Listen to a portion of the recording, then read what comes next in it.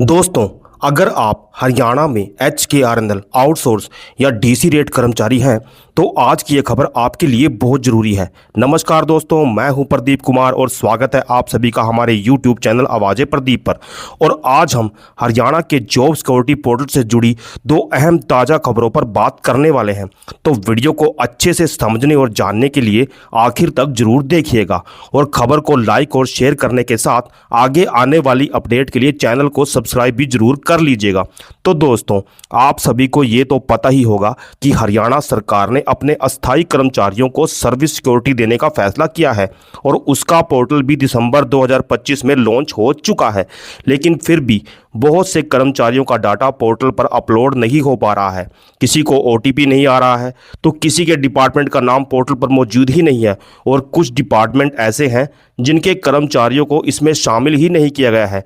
तो आज की ये खबर आपके लिए बहुत ज़रूरी है। देखिए दोस्तों, स्क्रीन पर आप देख रहे हैं आज की दैनिक सवेरा टाइम्स की रिपोर्ट के मुताबिक चर्चा हो रही है कि मुख्यमंत्री नायब सिंह सैनी उन बचे हुए अस्थायी कर्मचारियों को सर्विस सिक्योरिटी का तोहफा दे सकते हैं जिन्हें 15 अगस्त 2024 को 5 साल या इससे ज़्यादा का समय हो गया है। और इसके साथ सबसे प्रमुख बात यह भी चर्चा हो रही है कि मुख्यमंत्री यह तोहफा उन कर्मचारियों को दे सकते हैं जिन सरकारी संस्थाओं के कर्मचारियों को अभी तक कानून के दायरे में शामिल नहीं किया गया है।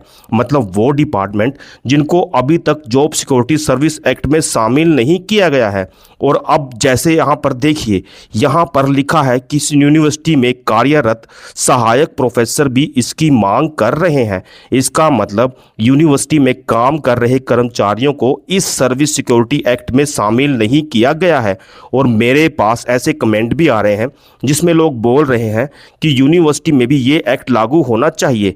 वैसे कॉलेजों के एक्सटेंशन लेक्चरर्स और तकनीकी संस्थाओं में कार्यरत लेक्चरर्स को इसका लाभ दिया जा चुका है। अभी कुछ विभागों ने ऐसे कर्मचारियों का डाटा हरियाणा कौशल रोजगार निगम को पोर्ट नहीं किया है, इसलिए उन्हें इस सर्विस सिक्योरिटी का लाभ नहीं मिल रहा है। इसलिए शायद कुछ लोगों को ये समस्या भी देखने को मिल रही है कि उनका डिपार्टमेंट पोर्टल पर दिखाई ही नहीं दे रहा है। मगर गलियारे में कहा जा रहा है कि मुख्यमंत्री नायब सिंह सैनी चाहते हैं ज़्यादा से ज़्यादा अस्थायी कर्मचारियों को इसका लाभ मिलना चाहिए। मतलब शायद मुख्यमंत्री नायब सिंह सैनी यूनिवर्सिटी में कार्यरत सहायक प्रोफेसर जो इस सर्विस सिक्योरिटी एक्ट में शामिल करने की मांग कर रहे हैं उस बारे में भी शायद विचार किया जा रहा है। इसके अलावा उन अस्थायी कर्मचारियों को भी यह तोहफा मिल सकता है जिनका मासिक वेतन 50,000 रुपये से ज़्यादा है। अभी तक सरकार ने 50,000 रुपये मासिक वेतन की सीमा तय की हुई है। हालांकि अभी इस पर चर्चा प्रारंभिक चरण में है। गलियारे में कहा जा रहा है कि एक तरफ जहां मुख्यमंत्री नायब सिंह सैनी कर्मचारियों के लिए इतना कुछ कर रहे हैं तो दूसरी तरफ कुछ अधिकारी सर्विस सिक्योरिटी का लाभ देने में आनाकानी कर रहे हैं। इसके अलावा कुछ ऐसे कर्मचारी हैं जिनका डाटा तो HKRN को पोर्ट किया हुआ है मगर वे सर्विस सिक्योरिटी पोर्टल पर आवेदन नहीं कर पा रहे हैं। गलियारे में चर्चा है कि लगभग 90,000 कर्मचारियों का डाटा पोर्ट हुआ है मगर इसमें से लगभग 2,500 ही आवेदन कर पाए हैं क्योंकि पोर्टल को लेकर बहुत से लोगों को काफ़ी परेशानियों का सामना करना पड़ रहा है। और दूसरी तरफ सरकार ने जॉब सिक्योरिटी पोर्टल पर डाटा अपलोड करने की अंतिम तारीख 31 जनवरी 2026 घोषित की है।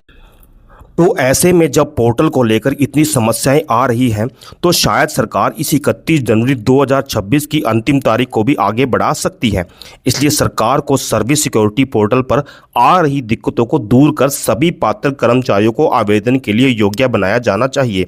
मानव संसाधन विभाग को भी स्ट्रीमलाइन करने की आवश्यकता है। वहीं दूसरी तरफ एक और बड़ी खबर सामने आती है कि मुख्य सचिव का पद 3 दिन बनाम 12 दिन तक खाली रहने की चर्चा है। मुख्य सचिव अनुराग रस्तोगी के अस्वस्थ होने के कारण रिक्त चल रहे हरियाणा के मुख्य सचिव पद पर कोई नियुक्ति नहीं होने की चर्चा हो रही है। अनुराग रस्तोगी की ओपन हार्ट सर्जरी हुई है, इसलिए उन्हें मेडिकल लीव पर जाना पड़ा है। उनकी छुट्टी के दौरान मुख्य सचिव का पद रिक्त चल रहा है। हरियाणा की मौजूदा सरकार ने second senior most post FCR वित्तायुक्त राजस्व का पद भी रिक्त रखा हुआ है। सामान्य परिस्थिति में मुख्य सचिव की छुट्टी के दौरान या मुख्य सचिव पद पर नियुक्ति नहीं होने पर एफसीआर लिंक अफसर के नाते मुख्य सचिव की जिम्मेदारी संभालते हैं, मगर एफसीआर की नियुक्ति नहीं होने पर लिंक अफसर कोई नहीं है, इसलिए मुख्य सचिव का पद रिक्त ही चल रहा है। वैसे अनुराग रस्तोगी के पास वित्त विभाग के अतिरिक्त मुख्य सचिव की जिम्मेवारी भी है। वित्त सचिव पद के लिए लिंक अफसर आबकारी एवं कराधान विभाग के प्रशासनिक सचिव होते हैं, इसलिए अनुराग रस्तोगी के छुट्टी के चलते फिलहाल वित्त विभाग की जिम्मेदारी आबकारी एवं कराधान विभाग के प्रशासनिक सचिव के पास है। सवाल ये उठ रहा है कि सरकार इतने अहम पद पर स्थायी नियुक्ति क्यों नहीं कर पा रही। अब यहीं से दोनों खबरें जुड़ती हैं। जब मुख्य सचिव जैसा शीर्ष प्रशासनिक पद खाली या अस्थिर रहता है तो नीचे तक के बड़े फैसलों पर असर पड़ना स्वाभाविक है, क्योंकि नियुक्तियों की फाइल, कर्मचारियों से जुड़े फैसले, विभाग या मंजूरी सब इसी सिस्टम से होकर गुजरते हैं। एक तरफ सरकार अस्थायी कर्मचारियों को सुरक्षा देने की बात कर रही है और दूसरी तरफ प्रशासनिक ढांचे में असमंजस की स्थिति बनी हुई है। यही वजह है कि कर्मचारी पूछ रहे हैं फैसला होगा लेकिन कब। हालांकि दोनों मामलों पर सरकार की तरफ से प्रक्रिया अलग अलग स्तर पर चल रही है, लेकिन टाइमिंग और स्थिरता पर सवाल उठना पूरी तरह जायज है। अब देखना होगा कि सरकार पहले प्रशासनिक मजबूती पर फैसला लेती है या कर्मचारियों को राहत देने वाला ऐलान करती है। वैसे गलियारे में कहा जा रहा है कि मुख्यमंत्री नायब सिंह सैनी ने जिस तरह सीनियर मोस्ट आईपीएस अफसर अजय सिंघल को डीजीपी नियुक्त किया है, ठीक वैसे ही वरिष्ठता का मानदंड अपनाते हुए बिना देरी के senior most IAS Sudhir Rajpal को मुख्य सचिव नियुक्त कर देना चाहिए। इससे अफसरशाही में वरिष्ठता का मान सम्मान बचा रहेगा। अगर आप भी अस्थायी कर्मचारी हैं या सरकारी नौकरी से जुड़े अपडेट चाहते हैं तो वीडियो को लाइक, शेयर और चैनल को सब्सक्राइब जरूर करें। आपकी एक लाइक और शेयर इस मुद्दे को सरकार तक पहुंचाने में मदद कर सकती है। तो मिलते हैं आपसे अगले वीडियो में एक नई अपडेट, नई खबर के साथ। धन्यवाद।